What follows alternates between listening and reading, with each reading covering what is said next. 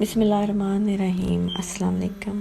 آج میں آپ کو جو وظیفہ بتانے جا رہی ہوں وہ ہفتے کے دن کرنے والا وظیفہ ہے، اور اس کو کرنے سے انشاءاللہ آپ کی جو بھی پریشانیاں اور جو بھی غم ہیں وہ سب کے سب اللہ تعالیٰ کے حکم سے دور ہو جائیں گے۔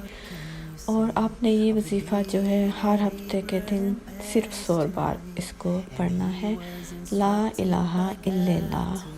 یہ آپ نے 100 بار ہفتے کے دن پڑھنا ہے۔ اول و آخر آپ نے 11 بار درود شریف پڑھنا ہے، اور اس کے بعد آپ نے اللہ تعالیٰ سے دل لگا کر دعا مانگنی ہے۔ انشاءاللہ آپ کی جو بھی پریشانی ہے وہ اس وظیفے کی مدد سے دور ہو جائے گی، اور اس کو آپ اپنا معمول بنا لیں گے، کیونکہ یہ بہت چھوٹا سا وظیفہ ہے لیکن یہ بہت ہی پر اثر ہے۔